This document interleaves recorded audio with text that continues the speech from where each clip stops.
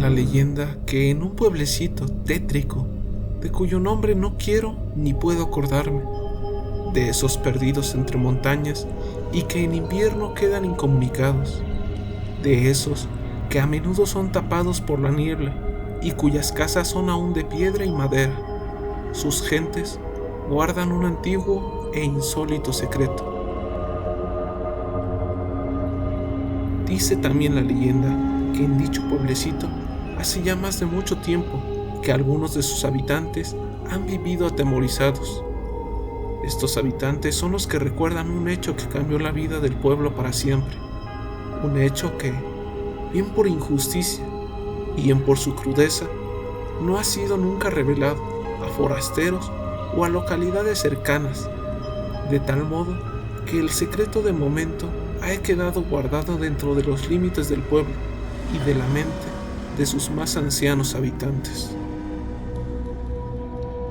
Este hecho increíble e incomprensible para todos aquellos que no lo vivieron, pero que para otros, como yo, ha sido protagonista de pesadillas y de incluso que nuestros más profundos sueños cobren una vitalidad que atormente a mis más cercanos. Entre las afueras de la localidad y casi escondido entre una espesa arboleda, hay un edificio que había servido muchos años antes como un psiquiátrico. Ahí enviaron a muchísimos hombres y mujeres que habían perdido la razón, a muchos que cometieron atroces asesinatos o que se les consideraba peligrosos a lo largo y ancho del país. Cuando pasó el tiempo y tanto el personal del psiquiátrico como los enfermos fueron reubicados en otros centros más cercanos a las grandes urbes, llegó el punto en el que el psiquiátrico se vació oficialmente. Creímos que había acabado tanto tormento con los enfermos que ya no había una necesidad para que existiera el edificio, pero hubo parte de la verdad que se ocultó. Incluso los más pegados a las autoridades ignoraban el hecho, o en ese entonces, lo que se consideró el rumor de que a ciertos enfermos problemáticos, los servicios de salud o los administradores pertinentes decidieron que salía más rentable hacer con ellos un ejercicio de olvido. Yo no creía en estos rumores que carecían de fundamento o de alguien que los sostuviera firmemente. No fue hasta que por propia piel los escuché. Era una noche clara. La luna desprendía un brillo que, a pesar de ser muy noche, la mirada no dejaba pasar ningún detalle. Las personas ya estaban en sus casas, durmiendo o simplemente alejados del mundo que se les presentaba afuera de sus puertas. Caminaba por la estrecha vereda, empedrada, que facilitaba el sonido de cada paso que daba. De no ser el único médico del polvoriento pueblo, ni siquiera hubiera acudido al llamado donde se me solicitaba. Aquí, cualquier problema es una emergencia médica, aunque lo más grave que se ha suscitado son casos de juanetes o accidentes de herramientas de campo. Aún así, habían muertes que ni siquiera la medicina moderna podía curar. Esperaba que esta ocasión no fuera una de esas. Empecé a apresurar el paso, y justo al pasar el psiquiátrico, cuando un grito me hizo tropezar y caer al suelo, asomé mi mirada hacia el que creí era el origen de aquel grito. La mirada fue breve, pero alguien se había asomado a la ventana. Una cortina ondeándose delataba a la ventana abierta. Mi respiración empezó a acelerarse al compás de los latidos de mi corazón. Agarré mis cosas y corrí hacia el hogar que no quedaba lejos. Algo empezó a seguir mi ritmo. Llegué a la puerta y la toqué presurosamente. Justo sentí a alguien o algo tocarme el hombro cuando la puerta se abrió. Los familiares se habían reunido alrededor de la cama donde yacía el enfermo. Yo no lograba recomponerme de mi situación y todos empezaron a preguntar por mi angustia. Les conté mi breve historia y ellos no parecían dar crédito de ella. Andaban con la pesadez de la enfermedad y yo llegaba nada más a alborotarlos. La situación del chico era pésima. incluso más de la que temía. No creía que pasara siquiera la noche. Se los hice saber a sus padres en privado. Una parte de ellos lo negaban, pero la otra sabía que era inevitable. Yo no me atrevía a salir solo durante la noche. Me prepararon una cama en la sala y me quedé a reposar ahí.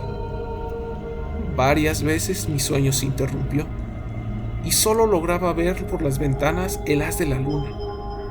En una de esas tantas somnolencias, creí ver algo en la ventana y oír el chirrido de una puerta al abrirse. Cerré los ojos y fingí estar dormido. Un viento frío me recorrió todo el cuerpo, dirigiéndose por todo el interior de la casa. Después me quedé dormido. Al amanecer, la puerta estaba abierta y el joven enfermo había desaparecido de la casa. Buscamos por cualquier rincón de esta misma. Le preguntamos a vecinos, pero no daba ningún resultado.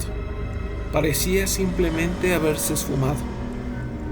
Esa noche, gritos despertaron a los veladores del psiquiátrico, quienes aseguraban que provenían de ahí dentro, pero nadie se atrevía a investigar. Entonces, los rumores empezaron a aumentar y subir de tono. Ya todos empezábamos a sospechar del olvido de aquellos pacientes. Y no simplemente eso, sino que la atrocidad que se estaba cometiendo al dejar ahí a muchos enfermos, atados con correas a sus camas, gritando, abandonándoles sin alimento ni agua, y sellando e insonorizando sus habitaciones para que nadie pudiera saber nunca de ellos. La atrocidad no se llegó a producir totalmente, ya que la idea fue demoler aquel edificio totalmente, con los inquilinos que habían olvidado dentro. Por una razón o por otra, el edificio nunca llegó a demolerse, así que solo quedó el psiquiátrico olvidado por todos, con sus inquilinos dentro y abandonados a una muerte segura y horrible. Pero nadie podría haber advertido lo que sucedería después.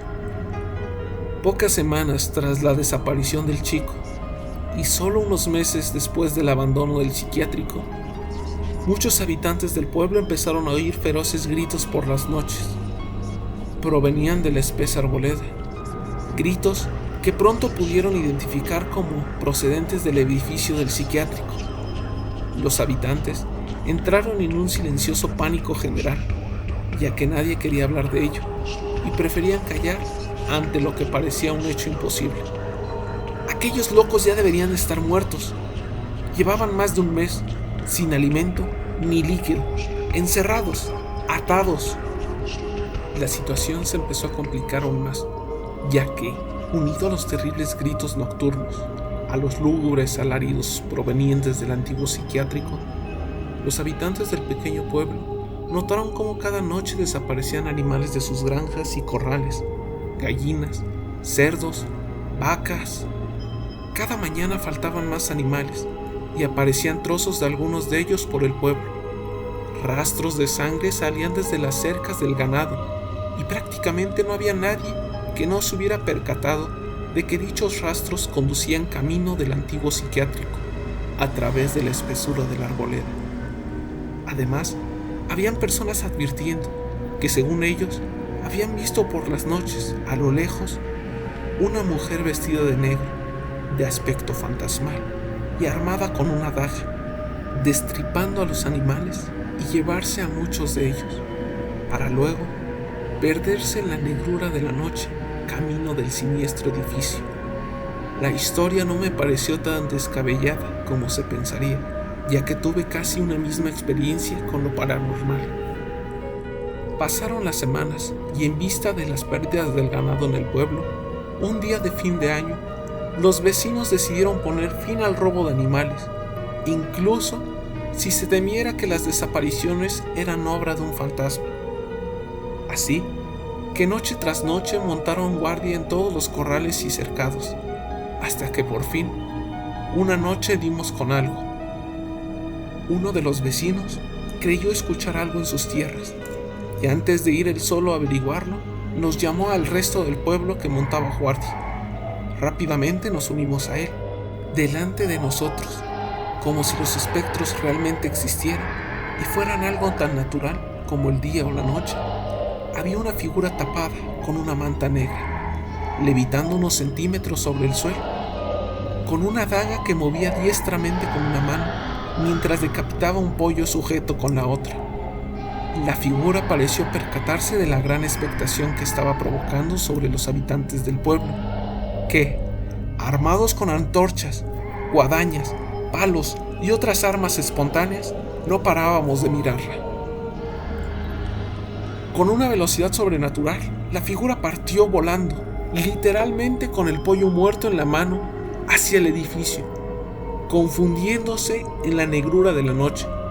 Todos los vecinos, sin dudarlo y venciendo el miedo a lo sobrenatural, debido a que la masa humana reduce el temor, corrimos raudos hacia el oscuro y viejo edificio para atrapar al ladrón y detener la matanza de nuestros animales. Llegamos empapados debido a la breve brisa que sacudió el lugar. Las antorchas se habían convertido en garrotes y el temor se empezó a transformar en rabia. No encontramos nada en el primer piso, solo viejas camillas y mesas quirúrgicas con telarañas. Pero los pasos empezaron a resonar en los pisos superiores. Al subir al siguiente nivel, todos nos quedamos inmóviles, petrificados, al ver el repugnante espectáculo que teníamos ante nuestros ojos. En la sala que se abría ante nuestras narices, había varias decenas de cuerpos, famélicos, encogidos, de largas melenas y que se les notaban todos los huesos. Nos miraban en asustadizas posturas, tirados por el suelo, acurrucados en los rincones, mientras cientos de trozos de animales y gran cantidad de sangre estaban esparcidos entre ellos y por sus cuerpos. En el centro, la figura de la dama con la manta negra permanecía de pie, levitando, con el pollo ensangrentado y la daga en las manos. Personalmente, pude reconocer al cuerpo del joven, o al menos lo que quedaba de él, que semanas antes había desaparecido de su hogar. La rabia se desvaneció totalmente y se convirtió en algo más grande que un simple temor. Todos salimos huyendo despavoridos, con una torpe carrera. ¿Los enfermos olvidados? ¿Fantasmas? Nadie supo quiénes eran los humanos o tal vez los espectros que ahí habitaban. A partir de entonces, cada fin de año, los vecinos del pueblo dejan, antes por temor y ahora por tradición, algunas gallinas o cerdos u otros animales en la entrada de la arboleda, y gracias a ello, dicen los viejos del lugar que los gritos no se han vuelto a escuchar por las noches. Lo que bien es cierto es que esos animales, cada mañana de Año Nuevo, han desaparecido. Suscríbete si te gustó el contenido, dale like y comenta tus historias, échale un vistazo al canal, voltéate y observa a tu alrededor, porque aunque no lo creas, ellos nos miran.